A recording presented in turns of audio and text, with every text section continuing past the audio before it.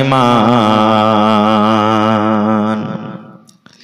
ওরে মুসলমানি তোরা হারাইস না ঈমান। নমাজ পড়ো রোজা রাখো, নমাজ পড়ো রোজা রাখো, আর পড়ো কুরআন। ওরে মুসলমান তোরা হারাইস না ঈমান। নমাজ পড়ো রোজা রাখো, আর পড়ো কুরআন। ওরে মুসলমান তোরা হারাইস না ঈমান। যদি মানো পাক কুরআনের কথা, থাকবে না তোর গুনাহ খাতা। যদি মানো পাক কুরআনের কথা, থাকবে না তোর গুনাহ খাতা। পুলসিরাতে পার করিবেন, পুলসিরাতে পার করিবেন খোদা রব্বে দো জাহান। ওরে মুসলমান তোরা হারাইস না ঈমান। আরে ওরে মুসলমান তোরা হারাইস না ঈমান। যদি করো নমাজ রোজা, থাকবে না তোর গুনাহ খাতা। যদি করো নমাজ রোজা, থাকবে না তোর পাপের বোঝা।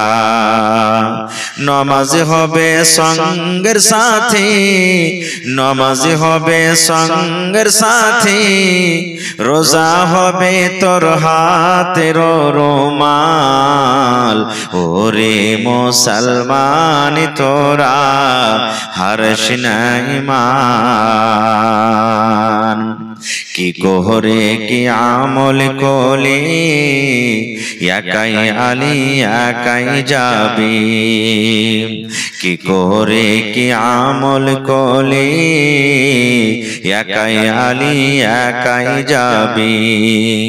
ভালো আমল যদি করে গেলি, নেক আমল যদি করে গেলি, হবে তোর কল্যাণ। ওরে মুসলমান তোরা হারাইস না ঈমান। নমাজ পড়ো রোজা রাখো, আর পড়ো কুরআন। ওরে মুসলমান তোরা হারাইস না ঈমান। করতে দেখলাম গো দয়ার নবী যে কাজটা আপনি জীবনে করেননি। নবীজি বললেন সাহাবীরে, কি কাজ আমি করলাম রে বাবা, একটু বলো তো। বললেন নবী গো, 3 বার যখন আপনি সিঁড়িতে ধাপিতে পা দিলেন, 3 বারে পড়লেন আমিন আমিন আমিন পড়লেন। কেন পড়লেন গো নবীজি? এই কাজটা তো আপনি জীবনে কোনোদিন করেননি। জীবনে কতবার খুতবা দিয়েছেন, জীবনে কতবার মিম্বারে আপনি দাঁড় হয়েছেন, জীবনে কোনোদিন আপনাকে পড়তে দেখতে পাইনি। কিন্তু আজকে কেন আপনি আমিন পড়লেন? আমিন পড়ার উদ্দেশ্যটা কি? কি কারণে আপনি আমিন পড়লেন একটু দয়া করে বলেন। নবীজি কেন আপনি আমিন পড়লেন একটু বলেন তো। এ আমার ভাইরা, মায়েরা, খালারা, দয়ার নবী বললেন, হে আমার উম্মতরা শোনো রে, কেন আমি আমিন পড়লাম?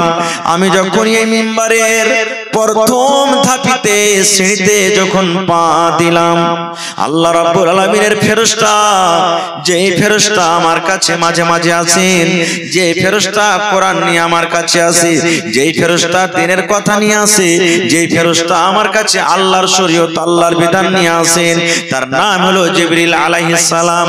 সে ফেরেশতা এসে আমাকে কানে কানে আসতে করে বললেন, ইয়া রাসূলুল্লাহ, আপনার উম্মতকে ওই সমস্ত সমস্ত মানুষরাকে আপনি জানিয়ে দেন, ওই সমস্ত মানুষরাকে মেসেজ দিয়ে দিন, ওই সমস্ত মানুষরাকে আপনি বলে দেন যখন আপনার নাম আসবে, যখন কোন মানুষ আপনার নামটা পড়বে, নাম শোনাবে, আর যখন কোন মানুষ আপনার নামটা পড়বে কিংবা নাম শুনবে, আর নাম শোনার সাথে সাথে আপনার উপরে যদি দরুদ না পড়ে, অর্থাৎ সাল্লাল্লাহু আলাইহি ওয়াসাল্লাম যদি না পড়ে, ওই লোকটা যেন হালাক হয়ে যায়, ওই লোকটা যেন বরবাদ হয়ে যায়, ওই লোকটা যেন ধ্বংস হয়ে যায়।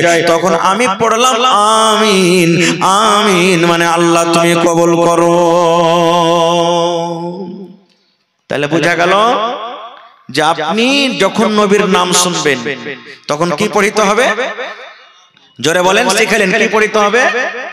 সাল্লাল্লাহু আলাইহি ওয়াসাল্লাম পড়িতে হবে। এবং সাথে সাথে আর একটা কথা বলে দিই, আমার দেখেন যোগ্য যোগ্য উলামা বসে আছেন স্টেজে, যত দুরূদ শরীফ পড়বেন আপনি সুবহানাল্লাহ, অত আল্লাহ এবং আল্লাহ রাসূলের প্রিয় ভালোবাসা হবেন, আল্লাহ তাআলা আপনার উপরে রহমত দয়া বর্ষিত করবেন। কেমন দুরূদ? ইয়া নবী সালাম আলাইকুম, আল্লাহুম্মা সাল্লি আলা মুহাম্মদ ওয়া আলা আলি মুহাম্মদ কামা সাল্লাইতা আলা ইব্রাহিম ওয়া আলা আলি ইব্রাহিম ইন্নাকা হামিদুম মাজিদ, আল্লাহুম্মা বারিক আলা মুহাম্মদ ওয়া আলা আলি মুহাম্মদ কামা বারাকতা আলা ইব্রাহিম ওয়া আলা আলি ইব্রাহিম ইন্নাকা হামিদুম মাজিদ। মুখস্থ আছে না? আছে না? নেই? পড়বেন, কিন্তু পড়িতে পারি না আমরা, ফুরসত নেই। কি পড়বো? এক নম্বর হয়ে গেল।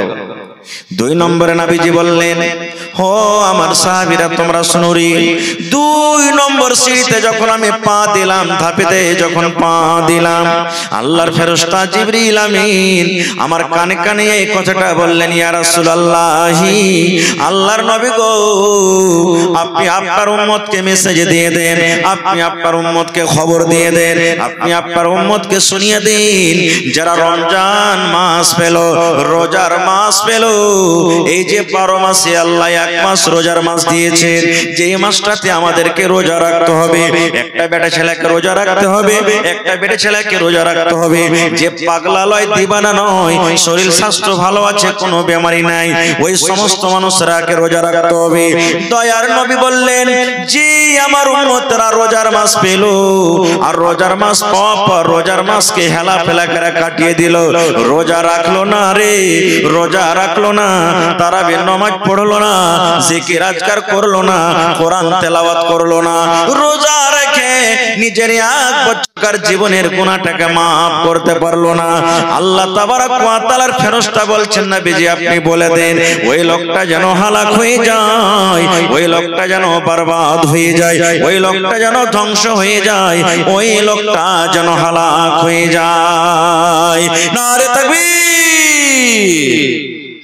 তাহলে বোঝা গেল কি, আমি দোয়া করব, কবুল হয়তো পারে না পারে, আমার মাওলানা দোয়া কবুল করবেন, দোয়া কবুল হয়তো পারে না পারে, আমার নাতনি সাহেব দোয়া কবুল করবেন, দোয়া কবুল হয়তো পারে না পারে, কিন্তু বন্ধুরে আল্লাহর নবী এবং আল্লাহর ফেরেশতা জিবরিল আমিন যখন আল্লাহর দরবারে দোয়া করেন, আল্লাহ রাব্বুল আমিন কিন্তু তাদের দোয়াকে রদ করেন না। না রদ হয়ে যায়? দোয়া রদ হয়? একটা হাদিস আপনাদের সামনে রাখি, কত দোয়া তাড়াতাড়ি করে কবুল হয় নবীজির। আল্লাহর নবী একদিন খুতবা দিচ্ছেন, খুতবা চলছে, ওয়াজ করছেন, নসিহত করছেন, আর একজন সাহাবী এসে বলছেন, ইয়া রাসূলুল্লাহ, আল্লাহর দরবারে একটা দোয়া করেন। কি দোয়া? গাছ শুকিয়ে গেল, পাতা শুকিয়ে গেল, ছাগল বকরি সব না খেয়ে মরতে লাগলো নবীজি, কতদিন থেকে মেঘ হয়নি, পানি হয়নি, ঘাস পাত সব শুকিয়ে গেল, আসমানের দুয়ার বন্ধ হয়ে আছে, পানি হয়নি, আল্লাহর দরবারে একটু দোয়া করেন নবী গো, আল্লাহ রাব্বুল আমিন যেন নিজের দয়ার বৃষ্টি, দয়ার পানি দেয়। নবীজি ঘাস পাত সব শুকিয়ে গেল, একটু দোয়া করেন যেন আল্লাহ তাবারক ওয়া তাআলা পানি দেন। নবীজি কিন্তু খুতবা দিচ্ছেন, মিম্বারে নবীজি হাত তুলে দিলেন, মিম্বারে হাত তুলে দিলেন খুতবা দিতে দিতে, নবীজি খুতবা দিতে দিতে হাত তুলে দিলেন, দোয়া করতে আছেন রে মুসলমান, দোয়া করতে না করতে ঝমঝম ঝমঝম জম করে পানি শুরু হয়ে গেল। সাহাবায়ে কেরাম বলছেন এত মেয়াদ শুরু হয়ে গেল, পানি শুরু হয়ে গেল, মনে হয় আমরা আর বাড়ির ভিতরে যেতে পারবো না। ভিজতে ভিজতে আমরা বাড়ি চলে গেলাম। কতদিন মেয়াদ হলো? শুক্রবারে নবী দোয়া করলেন, শুক্রবার মেয়াদ হলো, শনিবার মেয়াদ হলো, রবিবার মেয়াদ হলো, সোমবার মেয়াদ হলো, মঙ্গলবার মেয়াদ হলো, বুধবার মেয়াদ হলো, বৃহস্পতিবার মেয়াদ হলো, শুক্রবার আবার চলে এলো। মেয়াদ হতে আছে, মেয়াদ হতে আছে, মেয়াদ কিন্তু ছোটে না। আপনারা বলেন আমাদের এলাকাতে যদি একদিন 24 ঘন্টা ভালোভাবে পানি হয়, দেখলে তো বুঝতে পারবেন, বুঝতে পারবেন ভাই, সব ডুবে যাবে। 8 দিন মেঘ চলছে মুসালসাল। নবীজি আবার দ্বিতীয় জুমাতে খুতবা শুরু করে দিয়েছেন।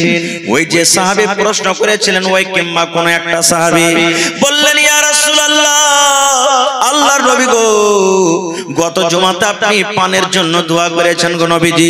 আল্লাহ রাব্বুল আলামিন এত পানি দিয়েছেন, এত মেঘ দিয়েছেন, মেঘের কারণে একটুকু ডাঙা নাই, সুঘা নাই, সমস্ত ডুবে গেল, ঘাসপাত সব ডুবে গেল, মালজালকে আমরা জীবজন্তুকে কি খাওয়াবো?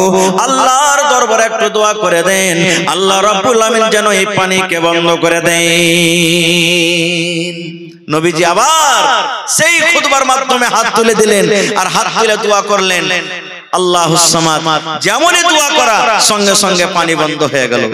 তাহলে বলেন, এরকম নবী দোয়া করছেন, পানি চালু, নবীজি দোয়া করলেন, পানি বন্ধ। তাহলে এরকম নবী যদি বদদোয়া করেন কার জন্য? ওই লোকটার জন্য যে রমজান মাস পেল আর রোজা রাখলো না, তাদের থেকে কপাল পড়া দুনিয়া তার কেউ আছে ভাই? তাদের থেকে কপাল পড়া দুনিয়াতে কেউ আছে? কিন্তু হায়রে আফসোসের কথা, এই রমজান মাস যে আসছে, কত ভাইয়ের কিন্তু বেমারি বেড়ে যাবে ভাই। এই 2, 4, 10, 20 টাকা 100-200 টাকার গ্যাসের ওষুধ নিয়ে নিবে, আর গ্যাসের ওষুধ নিয়ে তখন সকাল সকাল খাইবার কই, ভাই রে খুব পেট জ্বলছিল, ভাই রোজা করতে পারি না, রোজা করতে পারি না।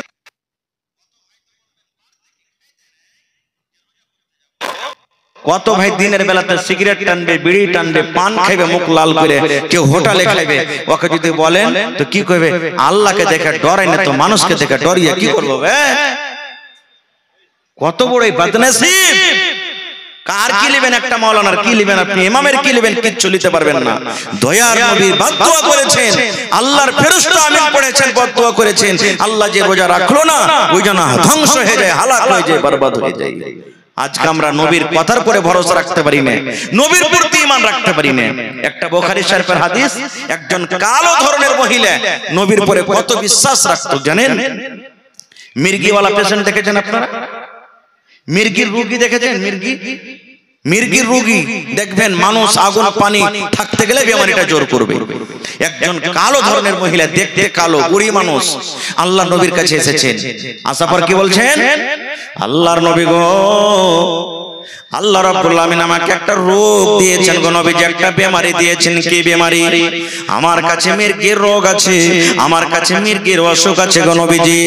আল্লাহ নবী গো, আগুন বুঝি না, পানি বুঝি না, লোকজন বুঝি না গো নবীজি, বেমারি আমার চালু হয়ে যায়, আমি কিন্তু বেহুশ হয়ে পাগল হয়ে যাই, একটু আল্লাহর দরবারে দোয়া করে দেন।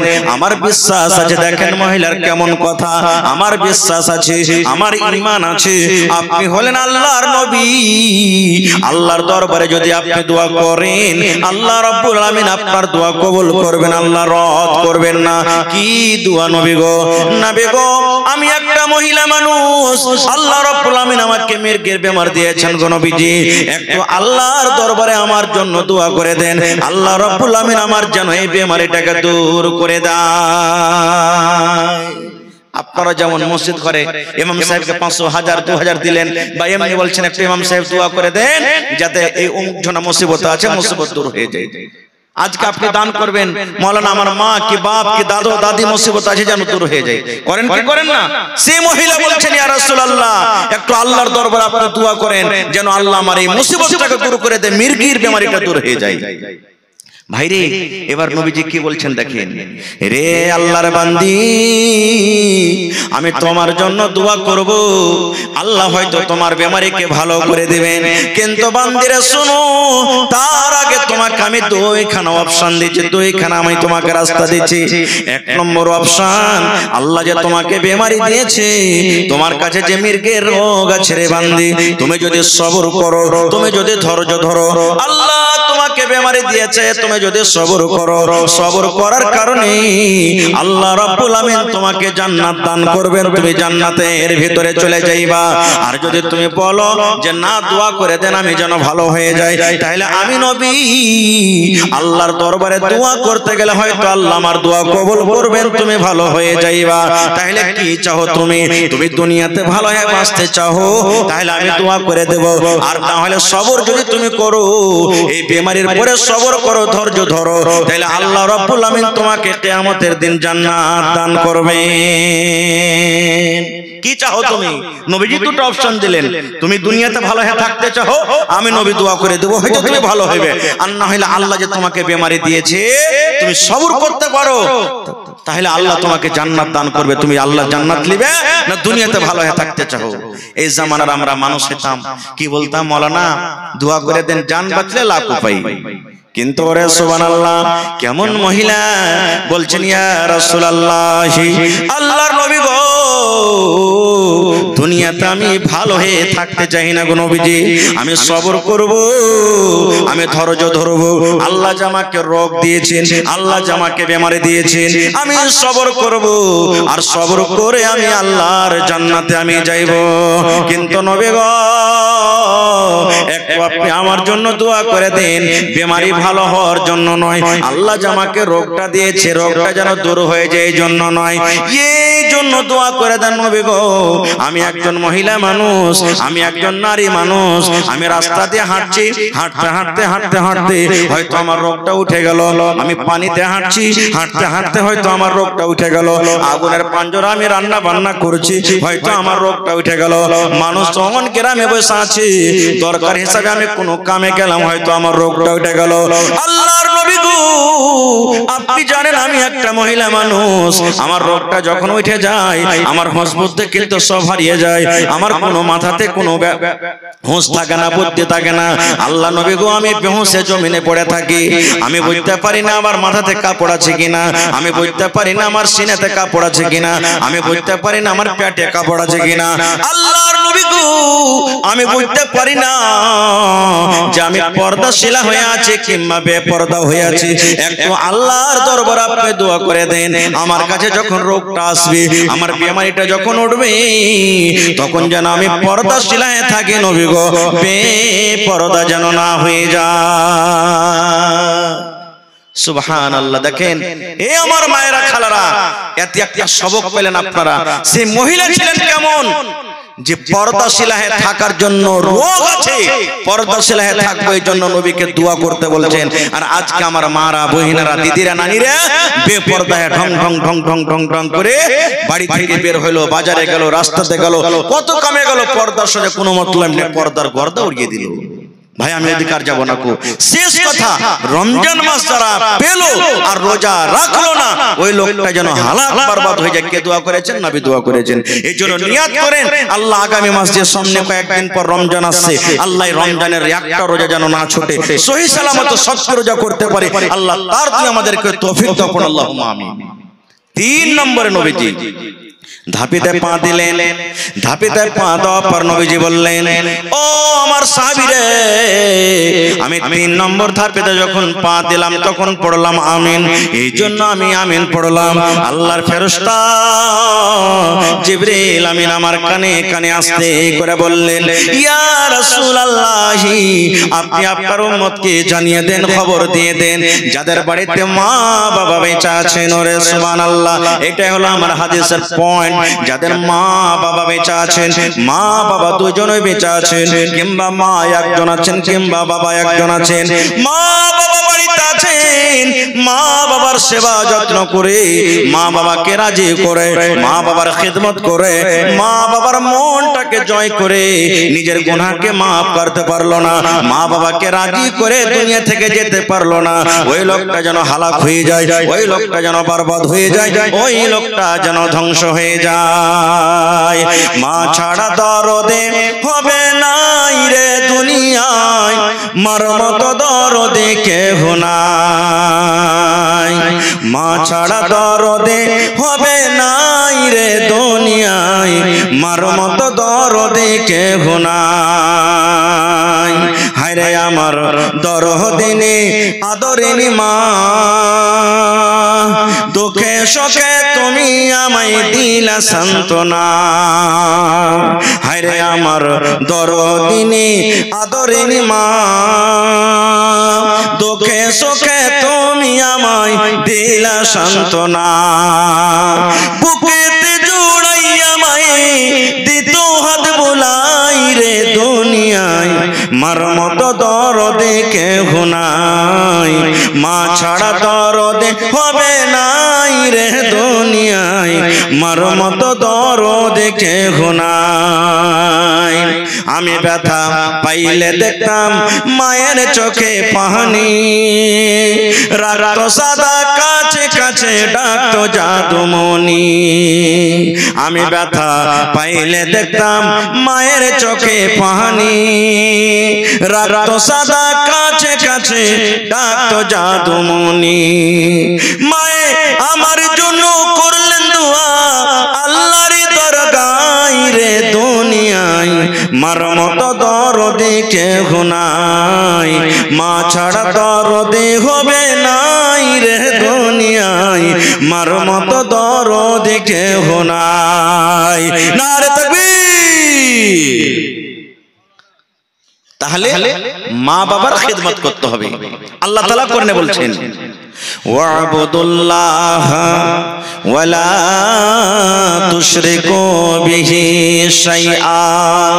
আল্লাহ রাব্বুল আলামিন বলেন, হে দুনিয়ার মানুষ রে, তোমরা একমাত্র আল্লাহর ইবাদত করো, এক আল্লাহর পূজা পাঠ করো, এক আল্লাহর বান্দেগি করো, এক আল্লাহর তোমরা ইবাদত করো, এবং আল্লাহ রাব্বুল আলামিনের সাথে অন্য কাউকে তোমরা শরীক করিও না।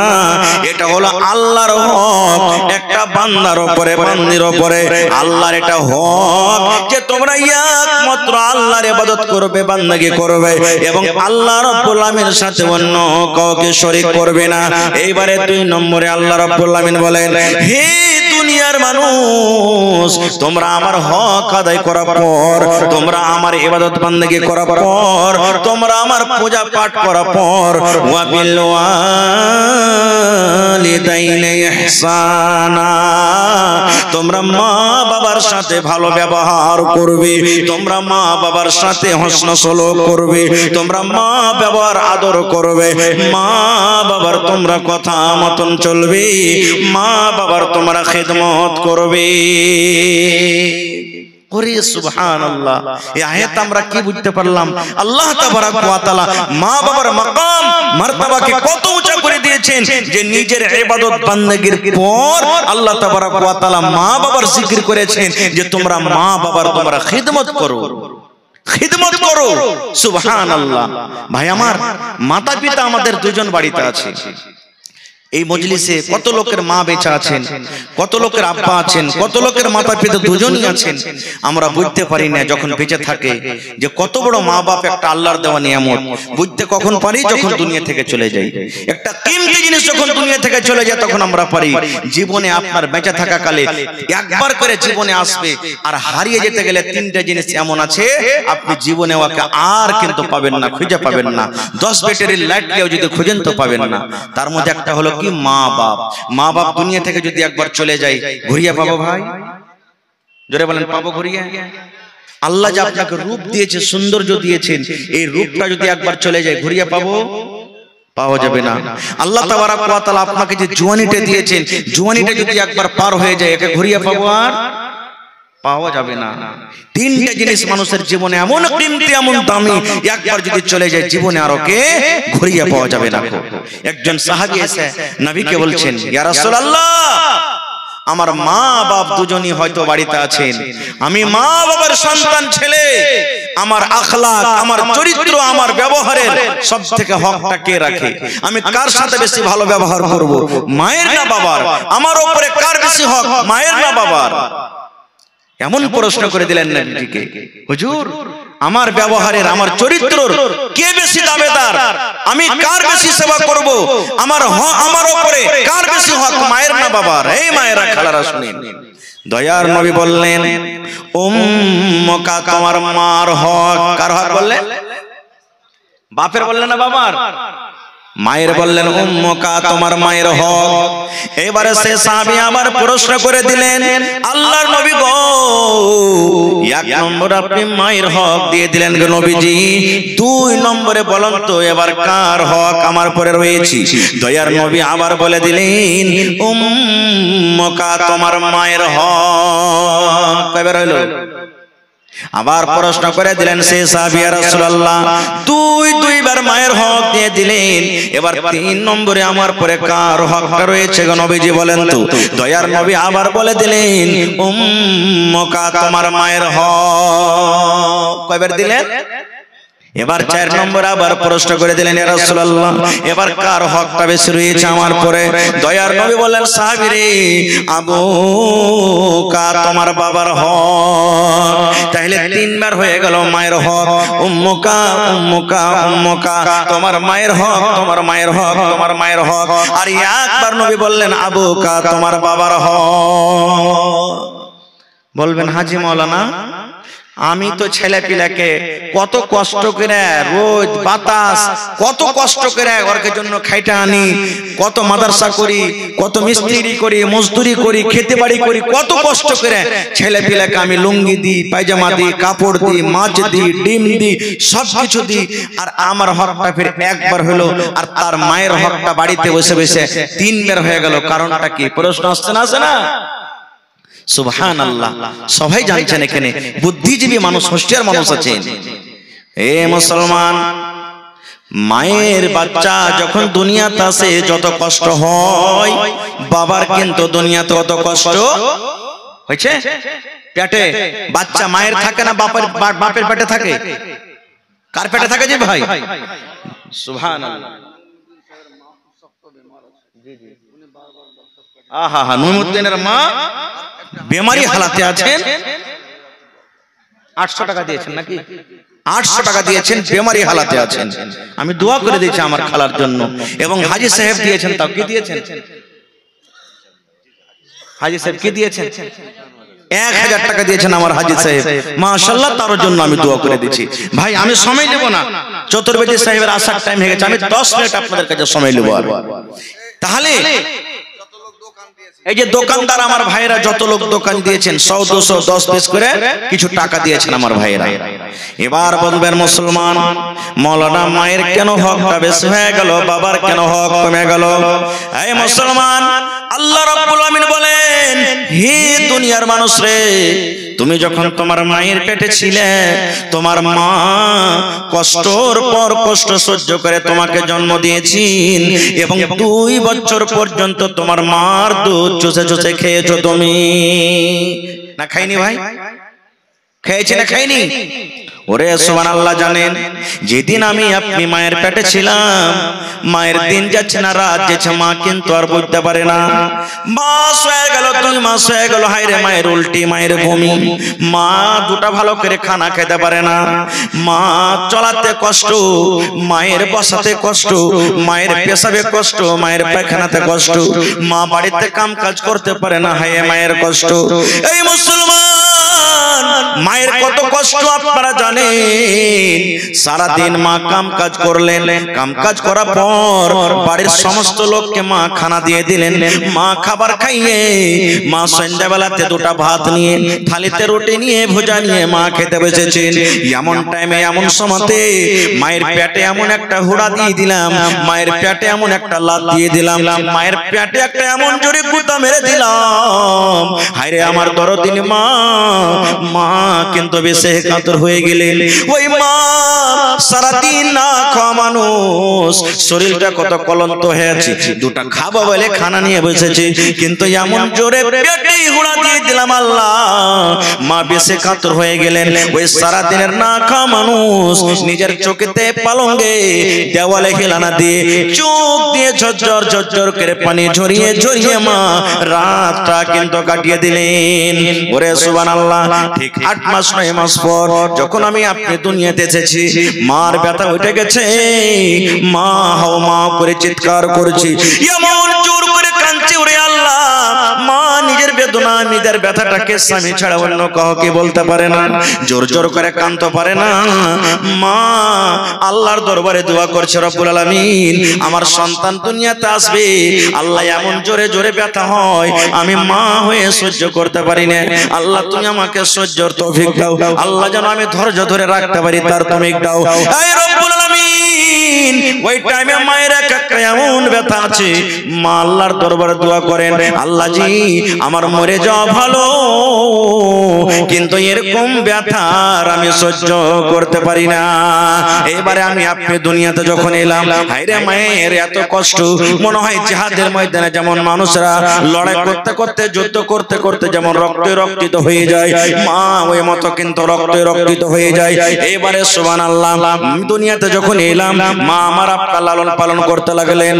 ওরে আল্লাহ, আমাকে জ্বর হয়েছিল, আপনাকে জ্বর হয়েছিল, আপনাকে পায়খানা লেগেছে, সর্দি হয়েছে, খাসি হয়েছে, ডাক্তার নিষেধ করলেন, এই ছেলের মা তোমার ছেলেকে পায়খানা হয়েছে, তুমি মাছ মাংস খাবে না, তোমার ছেলেকে জ্বর হয়েছে, তুমি রুটি খাবে না, তোমার ছেলের খাসি হয়, খবরদার তুমি রাতের বেলাতে ভাত খাবে না।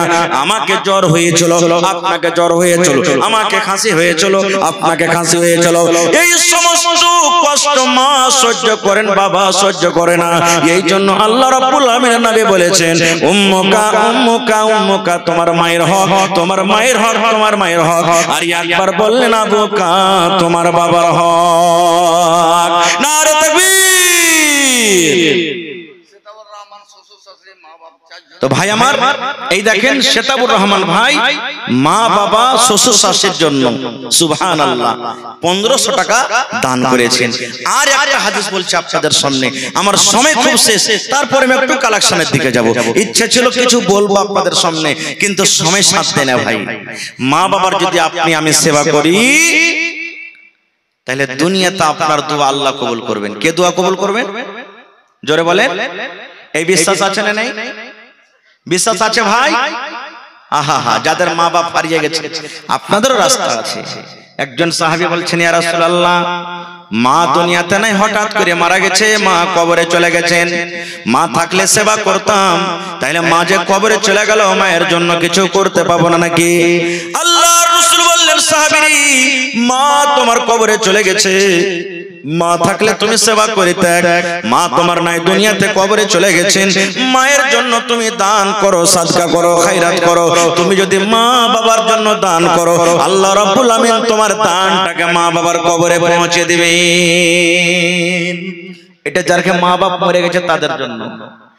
এবারে বেঁচে থাকাকালে যদি মা বাবার সেবা খেদমত করেন, আপনার কি লাভ আছে? কয়েকটা হাদিস আছে, আমি একটা হাদিস আপনাদের সামনে রাখি, সহিহ বুখারী শরীফের হাদিস। আল্লাহ রাসূল বলেছেন, বনি ইসরাইলের মধ্যে 3টা লোক ছিল। কয়টা লোক? 3টা লোক রাস্তা দিয়ে হাঁটছে। তখন সাইকেল কোনটা পাবেন, মোটর সাইকেল কোনটা, জাহাজ কোনটা, হয়তো ঘোড়া উঠে না তা হেঁটে। 3টা লোক হাঁটতে হাঁটতে চলেছে। হঠাৎ করে কোন দিক থেকে মেঘ চলে এলো। তো মেঘ যদি আসে, আপনি আমি যদি রাস্তাতে হেঁটে যাই, কোনটি লুকাবো না? লুকাবো না ভাই? জোরে বলেন, লুকাবো না? লুকাবো না? এরা 3টা লোক দেখছে, আরে আশেপাশে কোনো জায়গাতে বাড়ি নাই, মেঘটা ছুটবে, তখন যাবো, চল লুকা। তো কোনটা লুকাবি? দেখছে খানিক দূরে একটা পাহাড় আছে, পাহাড়ে একটা গর্ত খাল আছে, বলছে খালে ঢুকে যা, চল। দৌড়াইতে দৌড়াইতে যে তিনজনা খালে লুকিয়ে গেছে। মানুষ কহে যে যেখানে বাঘ ভাল্লুকের ডর হবে যে তাড়াতাড়ি করে পালাবো, রাত না লাগে, তো ওইখানে রাত লাগবে, আর না হলে গাড়ি ঘোড়া খারাপ হবে। তিনজন জান বাঁচাবো বলে ওই গর্ততে খালে ঢুকলো। ওরে সুবহানাল্লাহ, পাহাড়ের উপরে বড় ধরনের একটা পাথর রে বন্ধু, ওই পাথর গড়তে গড়তে গড়তে গড়তে গড়তে ওই গর্তর মুখ জাম হয়ে গেল, বন্ধ হয়ে গেল। জান বাঁচাবো বলে গর্ততে ঢুকলো, আর কত বড় মুসিবত! পাহাড় গড়তে গড়তে গড়তে যেমন মাখলারা ভাত রান্না করে উপরে হাঁড়ির মুখখানটাকে ঢাকে কি দিয়ে? সরপোষ কিংবা ঢাকনি না কি বলে, ঢাকুন বলে, ঢাকুন, ঢাকুন দিয়ে ওই মতো একবার মুখ জাম হয়ে গেল। এরা তিনজনা তখন খালে পড়ে কইছে, হ্যাঁ হে কি হইল? জান বাঁচাবো বলে খালে ঢুকনো, আর এই পাথর দিয়ে আমরা চেপে গেল, পাথরটাকে হিলা তো দেখি। তিনজন মিলে যদি হিলেছে, এক সুতা পর্যন্ত হিলাইতে পারলে না। এরা মনে মনে কইছে আর উপায় নেই, এখানেই মরে যাবো, এখানেই কবর হয়ে যাবে, আর মা বাপের মুখ দেখতে পাবো না, আর বাড়ি ঘুরে যেতে পারবো না। এরকম সমাতে, এরকম হালাতে তখন ওরা এক অপরকে, তিনজন আছে তো, বলা বলি করছে, হেই একটা কাজ কর, দুনিয়ার সব রাস্তা বন্ধ হয়ে গেছে, গর্তর মুখ বন্ধ হয়েছে, কিন্তু একটা রাস্তা আছে, যদি বাঁচেন তো কে বাঁচাবে? জোরে বলেন, কে বাঁচাবে? আল্লাহ। কেমন করে বাঁচাবে? ওই জীবনে যদি কোনো ভালো আমল করে থাকিস রে ভাই, ওই আমলটা আল্লাহর সামনে রাখ। জীবনে যদি কোনো ভালো নেকির কাম করে থাকিস, ওই নেকিটা আল্লাহর সামনে রাখ, আর আল্লাহকে বল, আল্লাহ এই কামটা যদি তোমাকে রাজি করার জন্য করে থাকি, এই মুসিবত থেকে আল্লাহ তুমি বাঁচিয়ে লাও। তখন একজন বলছেন, কথা তো ঠিকই রে। তখন বলতে লাগলো, তিনজনের কথা বলতে যাব না, অনেক সময় লেগে যাবে, একটা লোকের মাত্র কথা। কি? একজন বলতে লাগলো, ভাই রে, আমার বাড়িতে বুড়া মা বাবা ছিল রে ভাই। কে ছিল? বুড়া মা বাবা আমার বাড়িতে ছিল। আমি বকরি চড়িয়ে চড়িয়ে খেতাম, আমার ব্যবসা, আমার কাজ ছিল ছাগল চড়িয়ে চড়িয়ে আমি খেতাম। আমি ছাগল চড়িয়ে সন্ধ্যাবেলাতে বাড়ি এসে সর্বপ্রথম আমি দুধ দহন করতাম। আচ্ছা, দোয়া করে দিচ্ছি। আমি বকরির দুধ দহন করতাম, আর দুধ দহন করে আমার বাড়িতে আমার বেটি বেটা ছিল, ছেলে মেয়ে ছিল, তাদেরকে আমি দিতাম না। সর্বপ্রথম আমার মা বাবাকে আমি দুধ দিতাম। আমার মা বাবার যতক্ষণ পর্যন্ত পেট ভরে দুধ পান না করা হতো, আমার ছেলে মেয়েরাকে আমি এক ঢোক দিতাম না। সর্বপ্রথম আমার মা বাপকে আমি দিতাম, যে মা তুই আগে খা, আব্বা তুমি আগে খাও, তারপর আমার ছেলেরাকে আমি দেব। কত আমার ছেলেরা পা ধরে লহালটি করতো, আব্বা দাও দাও, কিন্তু আমি দিতাম না, এটা আমার রোজগার কাম ছিল। এবার লোকটা বলছেন, ভাই রে, একদিনকার ঘটনা, আমি অনেক দূর বকরি চড়াইতে চলে গেছি রে ভাই, বকরি চড়াইতে চড়াইতে অনেক দূর আমি চলে গেছি। এবার বাড়িতে আসতে আসতে কিন্তু রাত হয়ে গেছে। রাত হয়ে গেছে, আমি বকরিকে বাঁধলাম, আর বকরিকে বাঁধে আমি দুধ দহন করলাম। দুধ দহন করে পিয়ালা নিয়ে মা বাবার রুমে আমি চলে গেলাম। আল্লাহ রে আল্লাহ, দেখছি আমার মা বাপ দুজনও কিন্তু বিছানায় ঘুমিয়ে গেছে। মা বাপ আমার শুইতে গেছে, কি করব? আমার ছেলে পিলারা পা ধরে ধরে ঘোরাঘুরি করছে, আব্বাজি দুধ দাও, আব্বাজি দুধ দাও, আব্বাজি দুধ দাও। আমি বেটারাকে বলি, বেটিরাকে বলি, বেটারে থামো থামো থামো থামো, তোমার দাদুকে দুধটা দিয়ে দি, তোমার দাদিকে দুধটা দিয়ে দি। এই বেটা শুন, আমার মা বাবাকে যতক্ষণ পর্যন্ত আমি দুধ না দেব রে, ততক্ষণ পর্যন্ত আমি তোদের মুখে কিন্তু আমি দুধ দেব না। বলছে, ভাই রে, এই কথা বলতে বলতে বলতে ছেলে পিলা গেল আমার কানতে থাকলো, কেউ নিন চলে গেল। আমি গিলাস নিয়ে দাঁড় হয়ে থাকি, কখন আমার মা আমার জন্য জাগবে, আমার আব্বা জানের চোখ কখন খুলবে। আমি সেখানে দুধ নিয়ে আমি কিন্তু দাঁড় হয়ে গেলাম। আমি শুধবো না রে, আমি ঘুমাবো না, কে জানি আমার মাকে কখন ভোগ লেগে যাবে, আমার আব্বাকে কখন ভোগ লেগে যাবে, আমাকে ডাক দেবে, আমি চেতন পাবো না। আর আমার আব্বা আম্মা যদি আমার জন্য বদদুয়া করে দেয়, আমি ধ্বংস বরবাদ হয়ে যাব। গিলাসে দুধ নিয়ে মা বাবার শীতন আমি দাঁড় হয়ে গেলাম। এই যে মা জাগবেন, এই যে আব্বা জাগবেন, এই যে মা জাগবেন, এই যে আব্বা জাগবেন, আমি দুধ দেব। এই করতে করতে করতে সকাল হয়েছে, তখন আমার মা বাবা জেগেছে। সকাল পর্যন্ত আমি দুধের গ্লাস নিয়ে দাঁড় হয়ে থাকলাম। ভোরবেলাতে যখন মা বাবার যখন চোখ খুলেছে, সেখানে দেখছে কে যেন দাঁড়িয়ে আছে। বলছে কে তুমি জি কে? তখন লোকটা বলছে ভাই রে, আমার মা বাবাকে বললাম মা গো আমি তোমার হতভাগা সন্তান। বলছে বেটা রে তুমি কেন এখানে দাঁড় হয়ে আছো ঘরে?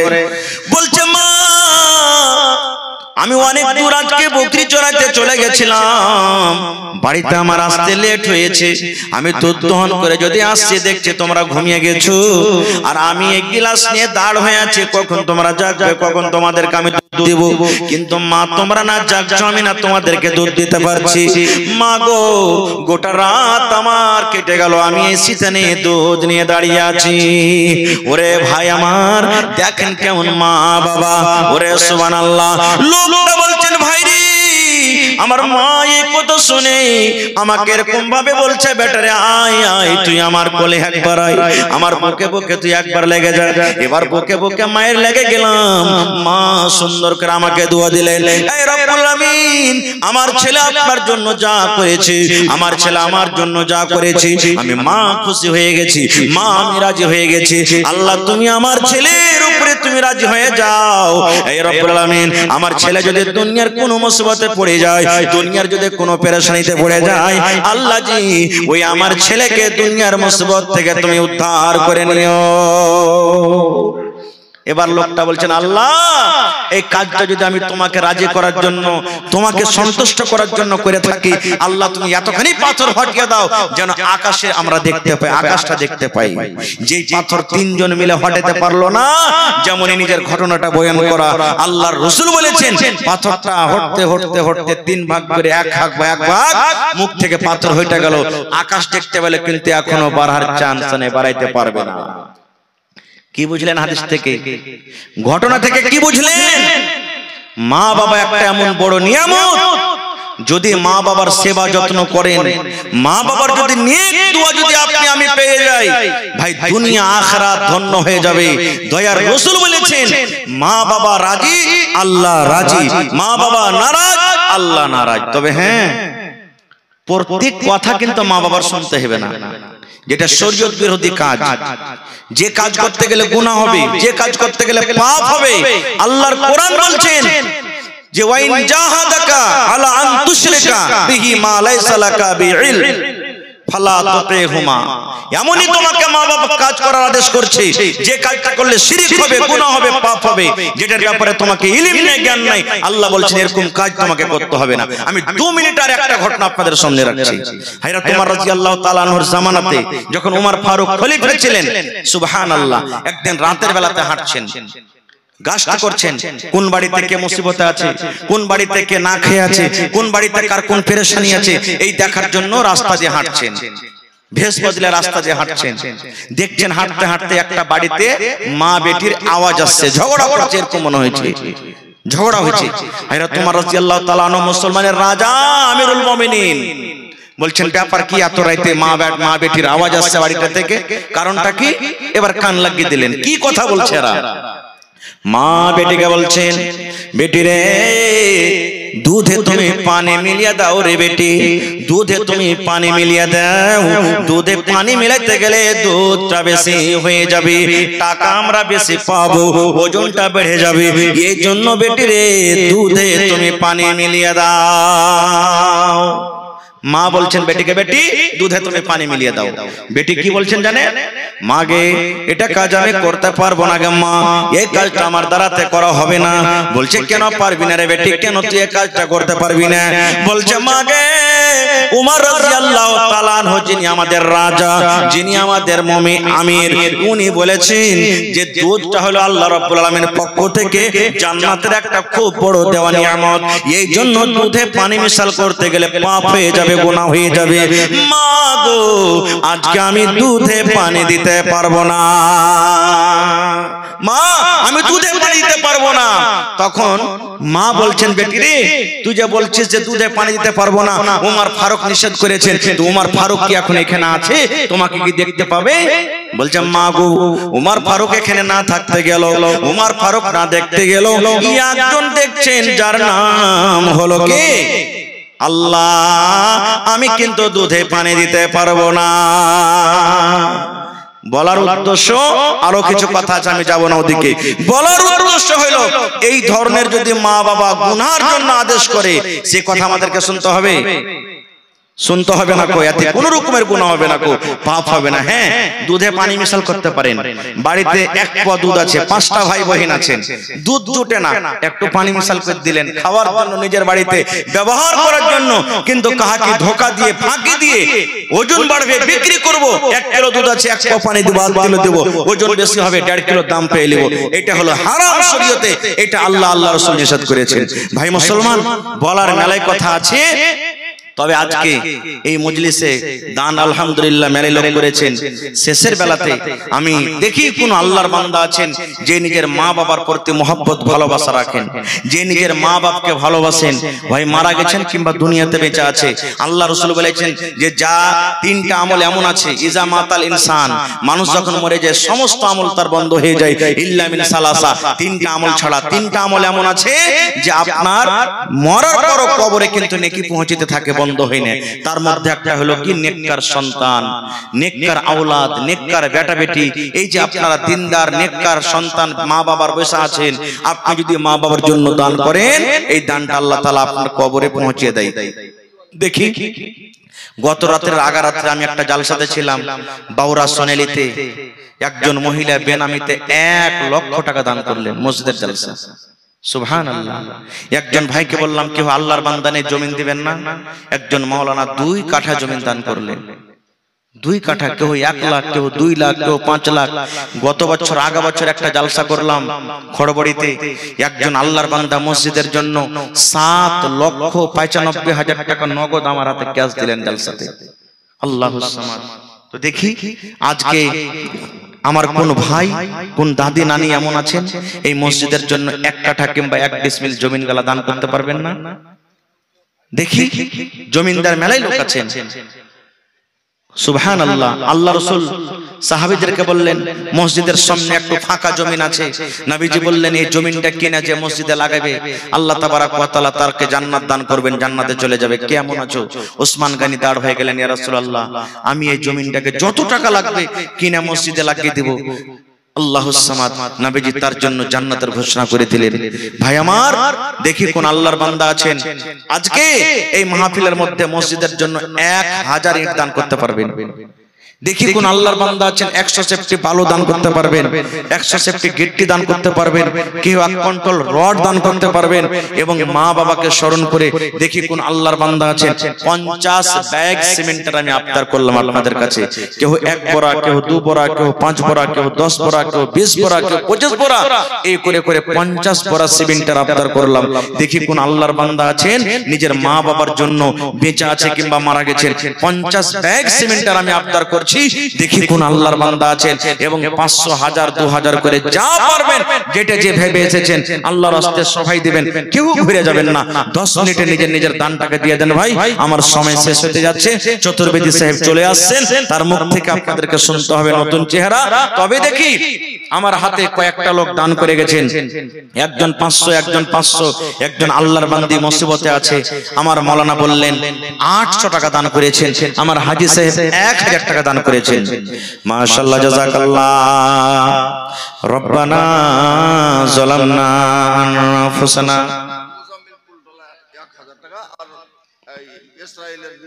ওয়া ইল্লাম তাগফির লানা ওয়া তারহামনা লানাকুনান্না মিনাল খাসিরিন।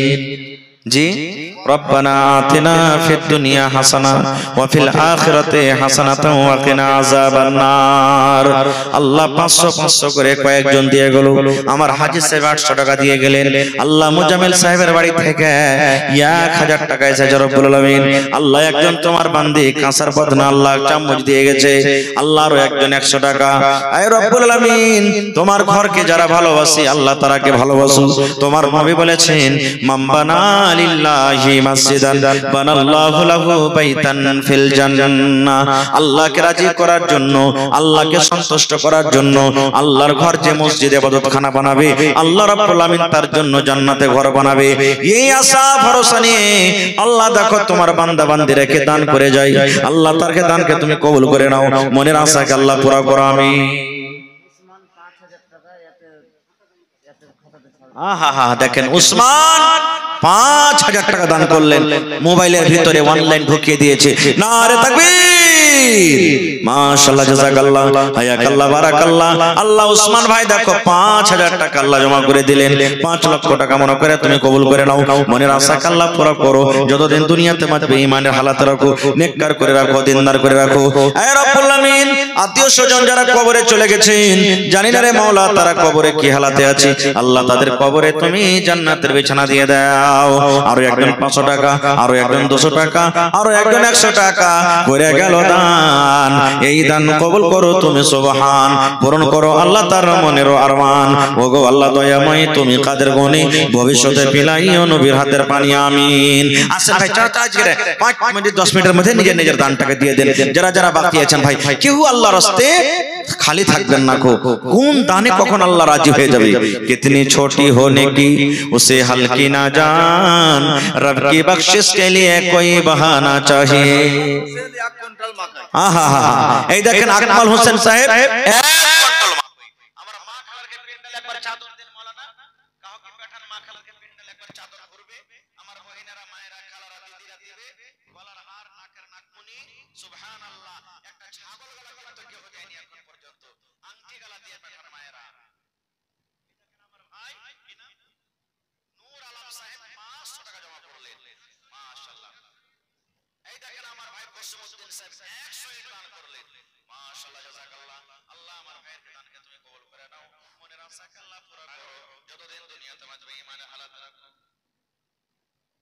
जिन लोगों को महिला पंडाल में चंदा की जिम्मेदारी दी गई थी, आप लोगों से गुजारिश करूंगा कि महिला पंडाल में भी जाएं और वसूली करें।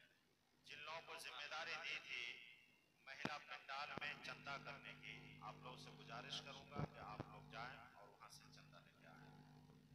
माशाल्लाह,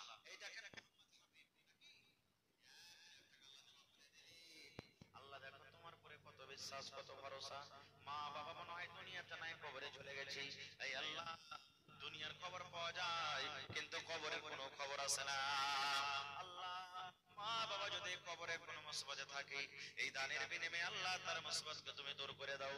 আল্লাহ, মা বাবার কবরে তুমি জান্নাতের বিছানা দিয়ে দাও। আল্লাহ, মা বাবার কবরকে তুমি নূর দিয়ে মনোমর করে দাও। রব্বানা তাকাব্বাল মিন্না ইন্নাকা আনতাস সামিউল আলিম আমিন।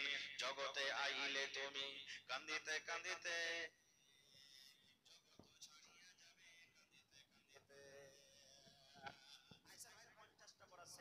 যতটি লোক বসে আছেন 1 টাকাটা পড়া যদি দেন তাও হয়ে যাবে ইনশাআল্লাহ।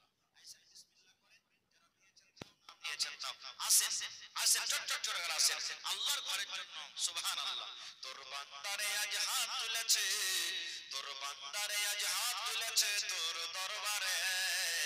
তোর রহমতের ভিখায় আমায় দে রে মাওলা দে, তোর রহমতের ভিখায় আমায় দে রে মাওলা দে। কি বলেন? মাশাআল্লাহ, মহিদুর রহমান 2 বড় সেমিন এবং আল্লাহ দেখো 200 টাকা জমা করে গেল। আল্লাহ ভাইয়ের দানকে তুমি কবুল করে নাও, মনের আশা আল্লাহ পুরা করো। যতদিন দুনিয়াতে বাঁচবে আল্লাহ ঈমানের হালাত রাখো, নেককার করে রাখো, দিনদার করে রাখো।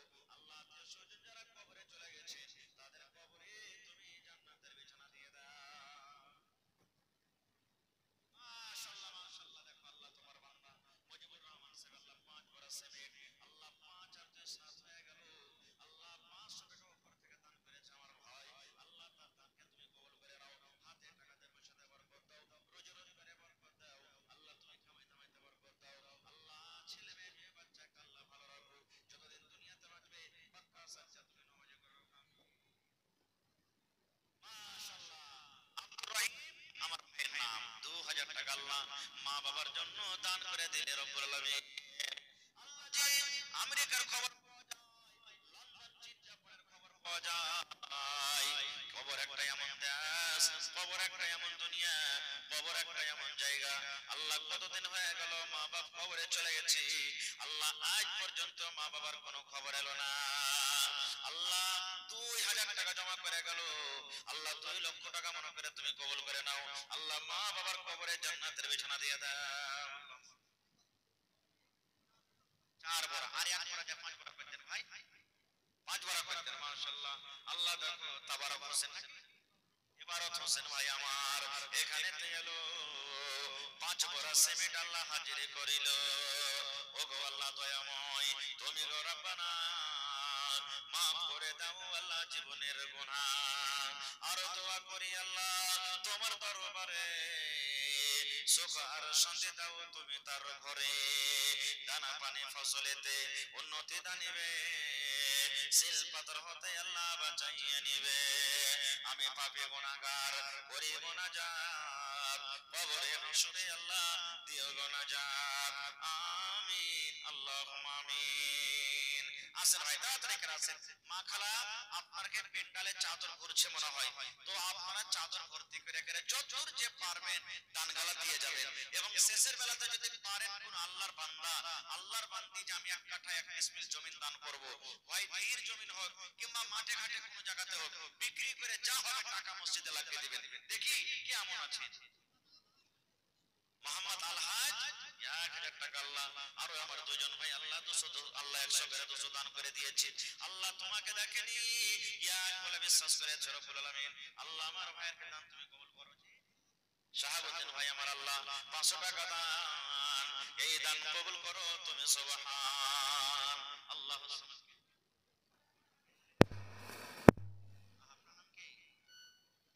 লাল চাঁদের মা ওরে শাইতানির রাজিম। বিসমিল্লাহির রহমানির রহিম।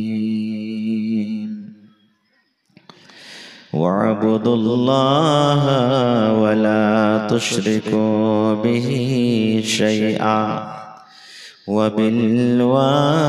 وبالوالدين إحسانا. وقال النبي صلى الله عليه وسلم من بنى لله مسجدا بنى الله له بيتا في الجنة. ওহরে মুসলমান তোরা হারাস না। আওয়াজ কাহে ঘটা দি। আজকে জলসার যোগ্যতময় শ্রদ্ধেয় সভাপতি সাহেব, উপস্থিত উলামায়ে কেরাম, সামনে বসে থাকা ইসলাম দরদি দিন দরদি ভাই ও বাবাজিরা, পর্দানাসীন মায়েরা খালারা, সমস্ত তারিফ ও গুণগান সেই মহান আল্লাহ তাবারাক ওয়া তাআলার জন্য, যে মহান আল্লাহ তাবারাক ওয়া তাআলা এই ঠান্ডার মৌসুমে এই রাত 12টার সময়তে আরাম করার ইচ্ছা হয়, বিছানা ছাড়তে মন হয় না, থাকা সত্ত্বেও এই পিন্ডালের তলাতে বসে কিছু বলার ও শোনার তৌফিক দিয়েছেন। তাই আমরা সে আল্লাহ তাবারাক ওয়া তাআলার প্রশংসা করি, অন্তর থেকে মুহাব্বতের সাথে সকলেই পড়েন আলহামদুলিল্লাহ। একটু মুখ খুলে জোর করে পড়েন ভাই আলহামদুলিল্লাহ। তারপর আমাদের শেষ নবী হযরত মুহাম্মদুর রাসূলুল্লাহ পড়েন সাল্লাল্লাহু আলাইহি ওয়াসাল্লামের উপর অগণন দরুদ শরীফ শান্তির ধারা বর্ষিত হোক, আমিন। আল্লাহুম্মা সাল্লি আলাইহি আল্লাহুম্মা বারিক আলাইহি। ভাই মুসলমান, আজকে আমি আপনাদের সামনে কোরআন মাজিদের একখানা আয়াত তেলাওয়াত করেছি, সাথে আল্লাহর নবী মুহাম্মদ সাল্লাল্লাহু আলাইহি ওয়াসাল্লামের একটা হাদিস পড়েছি। আয়াত এবং হাদিসকে সামনে রেখে আমি আমার বক্তব্য ইতি করব। ওমা তাওফীকি ইল্লা বিল্লাহ। আল্লাহর কাছে দোয়া করি রব্বুল আলামিন আমি যা কিছু বলবো যেন সহিহ হাদিস এবং কোরআন থেকে বলতে পারি এবং সাথে সকলেই আমল করতে পারি, তার জন্য আল্লাহ আমাদেরকে তৌফিক দেন। পড়ুন আল্লাহুম্মা আমিন। ভাই মুসলমান, আজকে আমার পিছাই দু প্রকারের রয়েছে, কিন্তু আজকে আমি দু প্রকারের কথা বলতে পারবো না, সময় খুব কম। একটা বিষয় হলো যে সন্তানের উপরে মাতা পিতার কতটুক হক। একটা ছেলে মেয়ে বেটা বেটি বাড়িতে আছে, তো বেটা বেটির নিজের মাতা পিতার উপরে তার কতটুক হক রয়েছে, এটা আলাদা বিষয়। আর একটা বিষয় হলো যে মাতা পিতার নিজের সন্তান মানে ছেলে মেয়ের উপরে কতটুক হক রয়েছে, এটা একটা আলাদা বিষয়। সব কথা বলা যাবে না, একটা বিষয় নিয়ে আলোচনা করব। আল্লাহ হায়াত রাখেন ইনশাআল্লাহ আবার কোনোদিন। তবে ভাই, সন্তানের জন্য মা বাপ হলো একটা খুব বড় নিয়ামত। সন্তানের জন্য মাতা পিতা খুব বড় নিয়ামত। না হলে জিজ্ঞাসা করেন ওই ভাইকে ওই বোনকে যাদের মা বাপ দুনিয়াতে বেঁচে নেই, মনে কত ব্যথা, মনে কত কষ্ট, কত আফসোস যাদের মা বাপ দুনিয়া থেকে চলে গেছে। আর একটা মা বাবার জন্য সন্তান হলো আল্লাহ তাবারক ওয়া তাআলার পক্ষ থেকে খুব বড় নিয়ামত। না হলে জিজ্ঞাসা করেন কাকে? ওই বাপকে ওই মাকে যাকে আল্লাহ বাড়ি দিয়েছেন, ঘর দিয়েছেন, জমি জায়গা কোনো জিনিসের কমি নেই, কিন্তু শুধু তার পক্ষে ভক্ত সন্তান নেই, তার মনে কত আফসোস, কত বেদনা, রাত দিন কাঁদছে, কত আল্লাহর কাছে দোয়া, কত দান, কত খায়রাত, কত কি করছেন যে আল্লাহ সবই তুমি দিয়েছো আমাকে সন্তান দেওনি, কত মনে তার আফসোস। এই জন্য তো হযরত ইব্রাহিম আলাইহিস সালাম ৮০-৮৫ বছর বয়স, একটাও সন্তান হয়নি, বয়স হয়ে গেছে সন্তান হয়নি, এরকম বয়সে আজকে যদি আমাদের 10 বছর 15 বছর যদি বিয়ে হয়ে যায়, কত পীর বাবার কাছে যাব, কত আরো কোথায় যাব, কত কোথায় যাব, কত শিরকের কাজ করব, কত গুনার কাজ করব। আল্লাহ তুমি ছাইলা দাও, যেরকমই হয় আল্লাহ ছাইলা দাও। ছাইলার জন্য দোয়া করছে ভাই আমরা, কিন্তু ছাইলাটা কেমন দাও এটা দোয়া করি না। ছেলেটা নেককার দাও, দিনদার দাও, ন্যাংড়া হোক, খোড়া হোক, কানা হোক, কোন ধরনের ছেলে হোক, এই দোয়াটা আমরা করি না। আমরা দোয়া করি আল্লাহ তুমি ছেলে দাও, কেমন ছেলে দাও। জি না, ইব্রাহিম নবীর ৮০-৮৫ বছর বয়স, আল্লাহর দরবারে দোয়া করেছেন কি? রব্বি হাবলি মিনাস সালিহিন, হে আল্লাহ আমার বয়স ৮০-৮৫ বছর হয়ে গেছে, আল্লাহ সন্তান হয়নি, তুমি আমাকে একটা সন্তান দাও। সন্তানটা কেমন? আল্লাহ সালেহ নেককার সন্তান দাও আমাকে, গায়ের সালেহ দিও না আল্লাহ, আল্লাহ দিনদার ছেলে তুমি আমাকে দাও। কেমন দোয়া করছেন দেখেন। আমাদেরকে এরকম ভাবে দোয়া করতে হবে ভাই। যখনই আল্লাহর দরবারে দোয়া করবেন, নেক ছেলে আপনি চাইবেন আল্লাহর কাছে। তো বলার উদ্দেশ্য হলো যে যার পক্ষে ভক্ত সন্তান নাই, ছেলে মেয়ে নাই, সেই তাকে একটু জিজ্ঞাসা করেন যে সন্তান না থাকাতে তার মনে কি আফসোস, কি বেদনা, কি ব্যথা। ভাই আমার, তবে আজকে মাতা পিতার নিজের ছেলের উপরে কি হক, এই কথা কিছু আলোচনা করব আমি।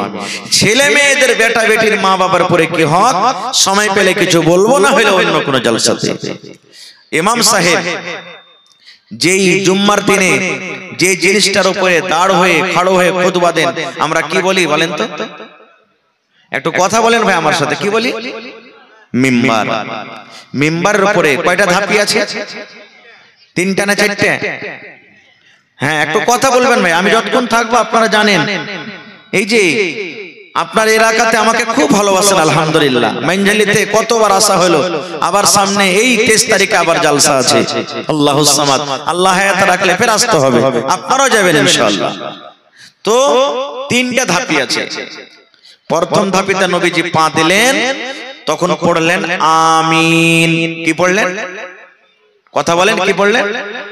আমিন। আমিন মানে কি? আমিনের কয়েকটা মানে আছে, তার মধ্যে একটা হলো আল্লাহ তুমি কবুল করো। এই যে আমরা সূরাতুল ফাতিহা পড়েছি, গায়রিল মাগযুবি আলাইহিম ওয়ালাদ-দাল্লিন, তারপরে কি পড়ি? আমিন পড়ি। সূরা ফাতিহাতে কি দুয়ার কথা আছে, আমি ওদিকে যাব না। তো আমিন পড়লেন মানে আল্লাহ তুমি কবুল করো। আবার 2 নম্বর ধাপিতে যখন নবীজি পা দিলেন, তখন আবার পড়লেন আমিন, আল্লাহ তুমি কবুল করো। আর কিছু সাহাবায়ে কেরামেরা শুনতে পান না, যত লোক মসজিদে আছেন কেউ শুনতে পান না, শুধু আমিনটা শুনতে পেয়েছেন। 3 নম্বর ধাপিতে যখন নবীজি পা দিলেন, তখন পড়লেন আমিন, আল্লাহ তুমি কবুল করো। কয়বার হলো? জোরে বলেন। 3 বার। খুতবা শেষ, নামাজ শেষ। এবার নবীজিকে প্রশ্ন করে দিলেন সাহাবীরা, কি আল্লাহর নবী গো, আজ